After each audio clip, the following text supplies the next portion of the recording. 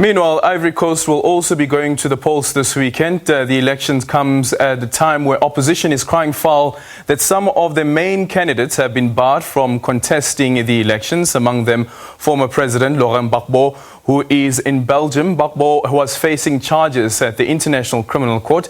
Joining me now for this conversation is Issiaka Konaté, who's joining us, who is the Director General for Ivorians who are overseas. Good evening, DG, and welcome to African Perspective. Let's start off here looking at the political environment currently in Côte d'Ivoire. What would you characterize it as? Well, I will characterize it as an election again in so many countries. When it comes to election, you were referring to some countries just before talking about Côte d'Ivoire. So election seems to be a very tense atmosphere in several African countries. You know, Ivory Coast is not specific to the Ivory Coast or to Côte d'Ivoire. It's just a general situation we have in so many, unfortunately, in so many African countries. I guess it would take time for the whole continent to learn how to go to very, very easy and peaceful processes in terms of election. But I mean, I hope everything would be okay. As far as I'm concerned, I think democracy should be like that, allow other people to express their opinion. And we've always been very open about that. Yeah. Would you though say that the environment is conducive to hold an election this weekend? Well, I think so. I mean, the Constitution says that we have to organize the election on the last Saturday of October, every fifth year of a current mandate, which is the case. So that it's by law that we have to organize the election on the 31st, which is next Saturday. If we keep saying, let's not organize election, we are also saying, do not respect the Constitution. If the law says that we have to organize the election, we need to. You know, usually I kept saying it in several African countries. People keep saying government always refuse to organize election. But this is strange enough. The government is very willing to organize the election on the stated date, and then people are complaining about that. You know, since 2015, after the last election, everybody knew that the election would be on the 31st of October of 2020. So nobody can say that this comes as a surprise. I mean, it's very important that we also, share that election in countries we need to respect to the Constitution, which is very important. Yeah. And speaking about respecting the Constitution, and of course you may have heard from the opposition, and in the opinion piece that you've penned, not all African leaders conform to stereotypes. There is that aspect about the Constitution of Côte d'Ivoire indicating that the president can only serve 2 terms. But here we have President Ottara, and some are arguing that this is actually a 3rd term that he is going for. How do you explain that? Well, I think also in a democracy, you have a legal system that decides if people can run or if they cannot run. Look, Africa is a continent. People keep talking about Africa as if it's a country. Yep. It's a continent. You cannot take specific stories about one country and then link it to another country because it's an African country. I mean, countries are different. In the Ivory Coast, the Constitutional Court, which is the body responsible of, declaring who can stand, has given 4 people the right to stand on the election on the 31st of October. So we have President Bédié, we have Mr. Afingesan, which is from the FPI political party of Laurent Gbagbo, and President Bédié is a former president of Côte d'Ivoire, and it was also Mr. Bertin Konakwasi, Kakabe is called, and President Ottara. So 4 people. That's what the Constitutional Court says. I mean, do we listen to the Constitutional Court or do we say in a democracy, let's listen to what other people are saying on the street? If you're playing a football game, do you listen to the referee or do you actually say, the fans standing in the stadium are the one that can decide if it's a penalty or not? I mean, there are laws that needs to be respected, and the body responsible to making sure that this is respected is a Constitutional Court. This is how it works in a democracy. You may not agree, but this is how it works. Yeah. So the Constitutional Council, of course, saying that President Ottara can stand for the election, but one thing that we have to agree on, that currently as it stands at the moment, he is the incumbent. True? That is correct. So if he goes to the election and he contests the election, and let's say he wins the election, what should Ivorians as well as just general Africans determine that term to be? Is it a first term? Is it a term that has been reset? It's a first term of a new constitution because we have a new republic since 2016.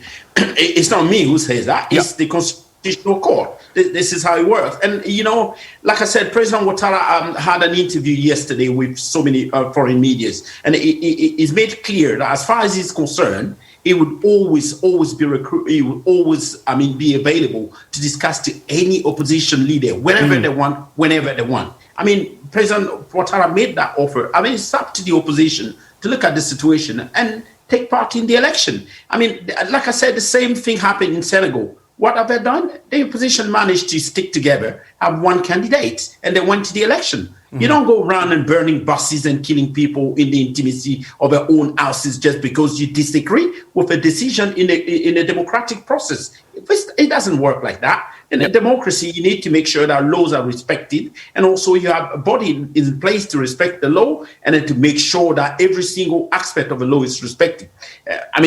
For me, you may not agree with the law, you may not like it, but it's a law because the law is not for one person, it's for everybody, and everybody has to respect that. But would you say that in this case, the law has favored the president?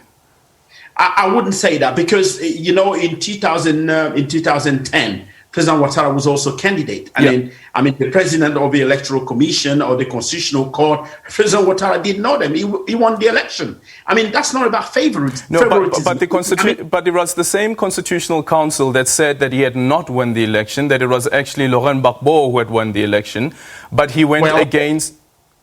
Well, they declared that after publicly coming and saying that they were cancelling the result in 6 regions in Côte d'Ivoire. It doesn't work like that. You don't go out and say, all of a sudden, all the result in 6 regions, I will cancel every single result in each region until I have a new winner. No, it does not work like that. I am for the respect of the law. President Ottara has been very consistent about that. He's made it clear.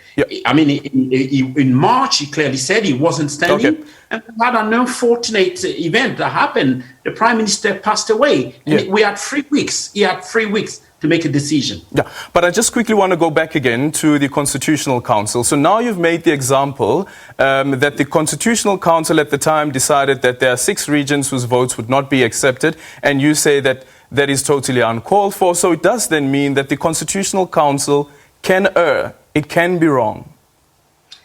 Well, you can say that a constitutional court can be, but you know the election in 2010, we also had UN observers and several observers who came with a result, and every single person has a result. And then these are international institutions. In 2010, Ivory Coast, all leaders of Ivory Coast agreed that the UN should be responsible of the election in 2010 in Côte d'Ivoire. So it's a completely different situation. I mean, look, the Constitutional Court has decided how many people could stand as far as the election is concerned. If the Constitutional Court has said that they were removing every single opponent, that there was only one candidate, people will look and say, these are devious elections. Ivory Coast also called on international observers from the African Union, from the ECOWAS, and even from the European Union to come and be observers of the election so that they can see for themselves if the election is fair, if it's open, or if it's a very inclusive election. I mean, they have opportunities to also check on the election like they did in 2010. We opened the door for that, and then they should seize the opportunity. So you speak about the decision that the president had to take, and you say that he had to take that decision within 3 weeks after the passing on of the prime minister, of course, who was the presidential candidate. On March, the president said that I will not be standing for the elections, for the October 31st elections. I will be handing over power to the next generation. That's correct. Why was it so difficult to find a new candidate apart from himself? Well, listen, Prime Minister Amadou Gon Coulibaly, may he still rest in peace, has been Prime Minister for 3 years. And over the past few years, what the RHDP has done is make sure that they organize the political party around the prime minister so that he could stand and be the candidate of his political party. Yeah. And then everything, the president came publicly in front of the House and explained the situation, said he was stepping down. Even though the Constitution allowed him to have another term, he said he wouldn't do it because he wanted a new generation to come in.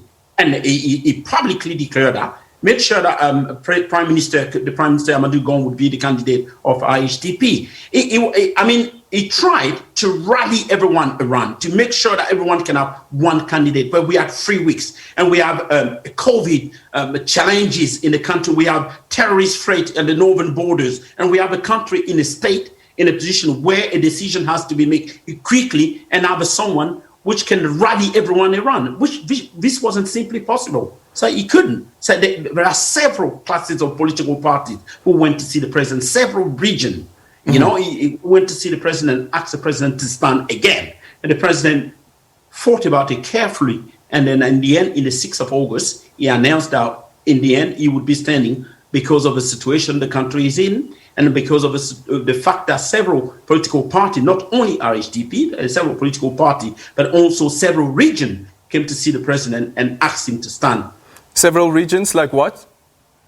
The region of Côte d'Ivoire. In Côte d'Ivoire, we have 31st region. Oh, okay. And then several leaders of the regions also came to see him, and they say they want him to run. And he said that he needs to consider the decision because it's a force majeure. The president has been very consistent. You should probably listen to his interview last night. He made it clear. He said, you know, I am sacrificing a lot of things here to come again and stand because as far as I'm concerned, I was gone. I've done everything so that I could go at the correct date. All of a sudden, I find myself in a position where the country is calling upon me. So it's not anymore about my honor. It's about how I keep this country in one piece and making sure that we keep all the good results we had in this country for the past 10 years. Okay, so in your article as well, you then speak about because of this unforeseeable tragedy came at a time when Côte d'Ivoire was grappling with the twin challenges of an unprecedented public health crisis in the form of COVID-19 and a sudden uptake of jihadist terrorism on its northern border. So here you have a president who's saying that I will put the country first. But the country is in turmoil at the moment, forcing even the United Nations to issue a statement calling for peace and calm ahead of the elections.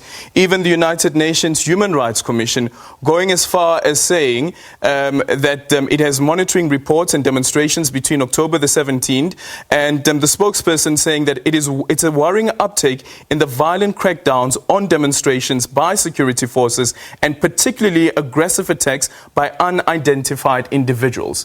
So are we still saying that the president is putting the country first, or are we saying that the president, as you said in your article as well, that there is this characterization of presidents in the country, or well, on the continent rather, that they cling on to power? How do we balance the two? The president is putting the country first, and I'll tell you why. I'll tell you what, nobody, even in the current situation, can publicly come and say that the security forces have been firing at people and then kill people. There has been ethnic violence created by people who publicly came on national television and asked people by any means necessary to make sure that the election would not happen. So this is, you don't work, democracy does not work like that. You want civil disobedience, does not mean you go and burn buses. Civil disobedience does not mean you go and keep people in the intimacy of their own houses. I completely disagree with that. Yeah. That's not the way you work in terms of democracy. You want civil disobedience, then you call for civil disobedience, and you have 31 regions in the country, and you look and say, do people go to work? Yes, they are going to work. But still the same traffic jam we have in Abidjan for the past God knows how long. The people are still going to work. It means that people are not in favor of what the opposition has been calling for. But we must also agree, DG, that people have been dying leading up to these elections. 8 people have been killed so far, as we're hearing. And in this report from the United Nations Human Rights Commission, it's saying that at least 20 people have reportedly been killed. But that hasn't been confirmed independently as yet. But let's continue this conversation with Issiaka Konaté just after this.